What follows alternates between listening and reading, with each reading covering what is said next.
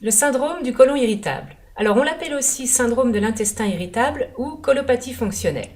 Dans cette vidéo, je vais brièvement rappeler la définition, les principaux symptômes, les principales causes.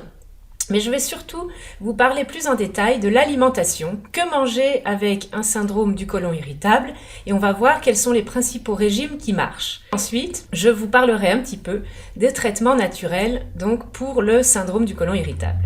Alors allons-y, d'abord la définition. Alors, la définition a été fixée par des experts et donc on a un syndrome du côlon irritable si on a une douleur abdominale au moins une fois par semaine au cours des 3 derniers mois et elle s'accompagne aussi de symptômes relatifs au sel. Donc ça c'est la définition officielle. Alors les symptômes, eh bien il y a 2 catégories de symptômes. Donc il y a ceux de la définition, la douleur abdominale, et puis il va y avoir les symptômes qui sont relatifs aux causes. Alors on a 5 principales causes du syndrome du côlon irritable. Je ne vais pas rappeler le détail dans cette vidéo parce que j'ai fait une autre vidéo sur la colopathie fonctionnelle qui détaille ces causes. Donc je vous invite à voir l'autre vidéo pour tout le détail. Voilà, donc je vais surtout dans cette vidéo vous parler d'alimentation. Alors, il y a d'abord 5 principes pour une alimentation pour le syndrome du côlon irritable.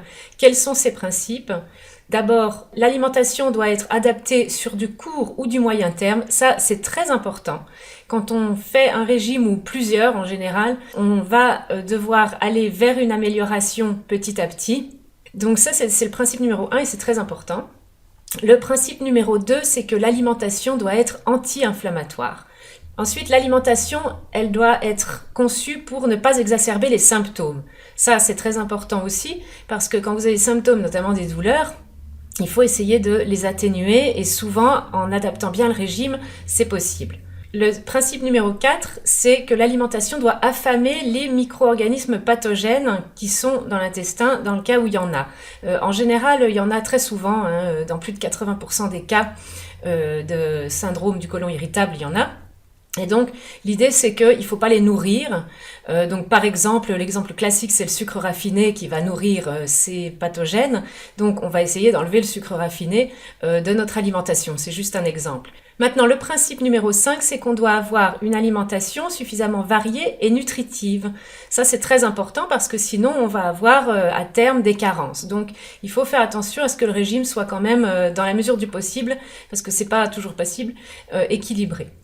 Alors ça, c'est les 5 principes. Encore une fois, je vous renvoie à la vidéo que j'ai faite sur la colopathie fonctionnelle, dans laquelle je rentre un petit peu plus en détail sur ces 5 principes. Voilà, donc maintenant, on va parler des principaux régimes pour le syndrome du côlon irritable. Alors d'abord, je veux vous dire quelque chose de très très important.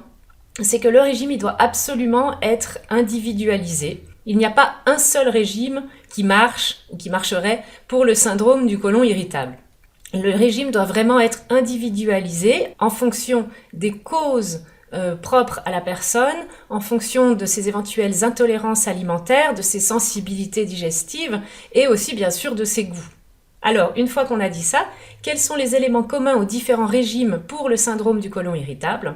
D'abord, on va avoir une limitation des glucides parce que les sucres, les glucides vont nourrir, comme je l'ai dit, les bactéries pathogènes et ça, c'est ce qu'on veut éviter. Ensuite, tous les régimes vont inclure la viande, la volaille, les œufs, mais attention, il s'agit de produits non transformés.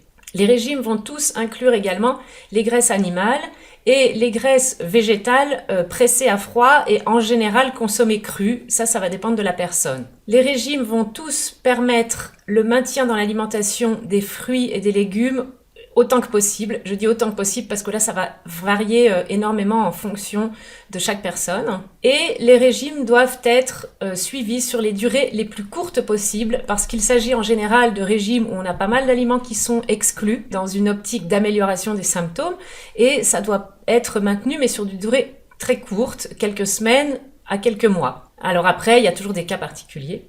Alors ensuite, il y a des régimes qui sont dépourvus de glucides, voire qui éliminent totalement les glucides. Moi, je ne pratique pas du tout ces régimes-là, parce que pour des personnes qui ont des problèmes intestinaux, ce genre de régime peut conduire à terme à des problèmes de thyroïde ou des problèmes hormonaux, et on va donc avoir après des tas de symptômes supplémentaires. Et vraiment, je pense que d'avoir un syndrome du côlon irritable, on a déjà assez de symptômes à traiter et on n'a pas besoin d'aller en rajouter à cause d'un régime qui est mal choisi. Voilà. Donc après, c'est toujours pareil, il y a toujours des exceptions, il y a toujours certaines personnes pour lesquelles ça peut marcher. Mais moi, en général, je ne les pratique pas parce que on a à terme des résultats qui peuvent ne pas être satisfaisants du tout. Alors, le premier régime pour le syndrome du côlon irritable, c'est le régime RGS, régime glucide spécifique, et il est utile pour le syndrome du côlon irritable, notamment quand on a une prolifération bactérienne modérée. Il peut être utilisé aussi pour la rectocolite hémorragique, qui s'appelle colite ulcéreuse, pour la maladie de Crohn et aussi pour la maladie cœliaque. La maladie cœliaque, souvent, bien qu'il soit absolument indispensable de retirer tous les aliments qui contiennent du gluten, ce n'est pas suffisant. Donc on doit adapter le régime de façon ciblée et bien au-delà de simplement retirer les aliments qui contiennent du gluten. Alors le principe du RGS, c'est l'exclusion des céréales, des sucres, des amidons et de tous les aliments transformés industriels. Alors pourquoi ? Parce que ces aliments vont nourrir les micro-organismes pathogènes dans l'intestin et vont contribuer à l'inflammation et donc ils vont nous empêcher d'aller mieux. Alors moi, c'est un régime que je pratique beaucoup. C'est le régime que je pratique en priorité, notamment au départ. Et je ne le pratique pas sur des mois et des mois, comme je vous ai dit. Donc en général, c'est simplement quelques semaines. Après, ça dépend de la personne. Mais je l'utilise aussi pour d'autres problèmes intestinaux, ce régime, et en général, on a de très bons résultats. Voilà. Alors après, si vous arrivez après des années de chronicité, que vous avez essayé plein de régimes, là, par contre, c'est un peu différent. Mais pour une personne qui a un diagnostic assez récent, en général, ce régime marche très bien au départ. Voilà. Quels sont les aliments inclus, quels sont les aliments exclus ? Je vous ai mis une liste, vous pouvez appuyer sur pause et lire ça tranquillement. Comme ça vous donne une idée un petit peu de ce qu'il y a et ce qu'il n'y a pas comme aliments dans ce régime glucide spécifique. Alors le deuxième régime, c'est le régime pauvre en FODMAP. Alors les FODMAP, ce sont des glucides fermentescibles. Ils ont des noms un peu compliqués, mais ce qu'il faut retenir, c'est que ce sont tout simplement des glucides qui vont être fermentés par les bactéries intestinales, qui vont donc dégager des gaz, des toxines, etc. Donc le régime pauvre en FODMAP, ça va être un régime dans lequel on enlève ces glucides. Alors ce régime est utilisé pour le syndrome de l'intestin irritable, pour les dysbioses et aussi pour les proliférations bactériennes modérées. Donc il peut être vraiment très très efficace en fonction des causes de votre syndrome du côlon irritable. Donc le principe, c'est de limiter certains glucides, les FODMAP, qui vont être fermentés donc, par les bactéries. Mais il n'est pas facile à appliquer ce régime parce qu'en fait, ce n'est pas simplement une inclusion ou une exclusion d'aliments, mais c'est basé sur des quantités en moyenne tolérées de chaque aliment. Il existe des listes toutes faites d'aliments exclus, d'aliments inclus et d'aliments avec la quantité d'aliments qui permet de dire qu'il va être pauvre en FODMAP ou pas. Voilà, alors moi je pratique pas beaucoup le régime pauvre en FODMAP, sauf si il est vraiment nécessaire d'adopter ce régime pour la personne. Mais quand je peux utiliser l'autre régime, celui qu'on a vu avant, j'utilise en priorité celui-ci parce que c'est beaucoup plus facile de se dire bon cet aliment il est inclus, cet aliment il est exclu, plutôt que d'avoir à se dire cet aliment je ne peux en manger que 100 grammes parce que sinon je vais avoir des symptômes. Alors maintenant on a le troisième régime qui est le régime entéropsychologique ou GAPS. Alors, c'est le régime de la docteure Campbell McBride, qui est très connu aux États-Unis. Il est basé sur le régime glucide spécifique, donc c'était notre régime numéro 1. Et il est utilisé pour les problèmes intestinaux qui sont couplés avec des problèmes neurologiques ou des problèmes d'humeur. Donc on a notamment anxiété, dépression, hyperactivité, certaines psychoses et l'autisme. Et les aliments inclus et exclus sont similaires à ceux du régime à glucides spécifique. C'est un régime que je n'utilise pas parce que je n'ai pas l'occasion tout simplement de l'utiliser, mais je vous le donne quand même pour information parce que je pense que c'est bien de savoir que ça existe. Alors voilà quels sont les principaux régimes pour le syndrome du côlon irritable. Il y en a d'autres et il y en a notamment qui sont beaucoup plus restrictifs. L'important, c'est que le régime doit être adapté à chaque personne, aux causes, aux intolérances, aux sensibilités digestives et au goût de la personne, bien entendu. Maintenant, on va parler des traitements naturels. Alors, je dis traitement naturel au sens large.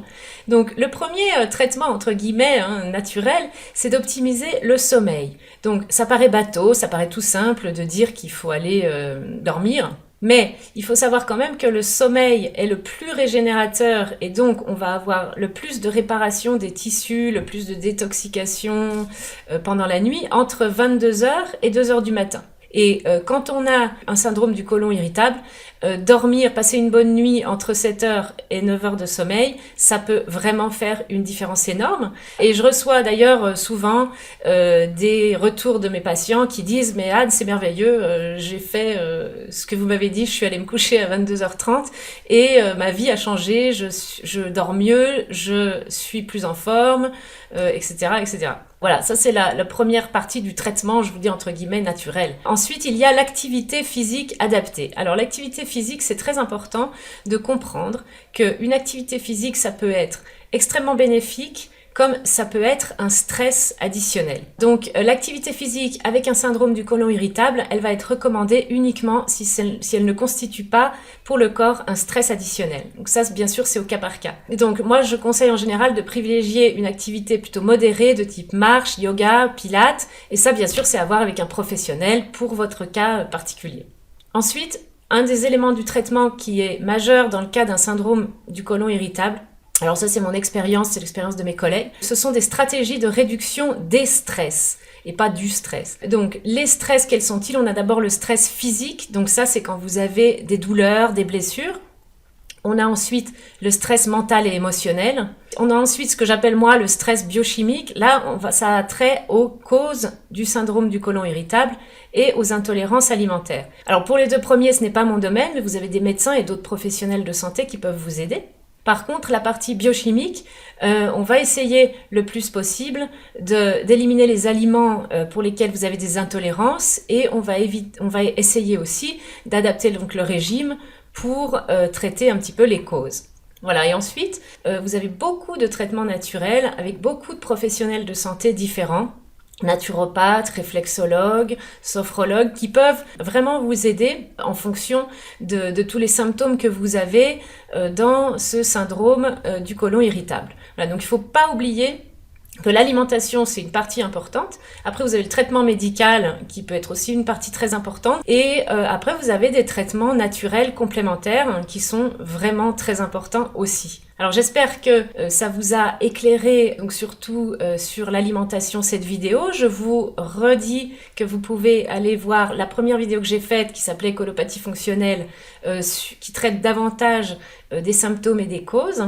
Vous pouvez également vous rendre sur mon site anneguillot.com/côlon irritable. Vous aurez tout le dossier, vous aurez toutes les vidéos et l'article. Et vous aurez aussi l'opportunité de vous inscrire à ma newsletter et recevoir un guide dans lequel j'ai fait un petit peu des listes d'aliments beaucoup plus précises, qui reste un guide et pas un régime qui sera adapté à votre cas. Mais ça peut déjà vous donner une bonne idée de par où vous pouvez commencer. Et puis je fais bien sûr après moi des consultations, je suis spécialisée dans les troubles digestifs. Alors vous pouvez aussi me consulter, je fais des consultations à distance. Alors j'espère que cette vidéo vous a plu, vous pouvez vous abonner à ma chaîne YouTube. Je vous remercie beaucoup et je vous dis à bientôt.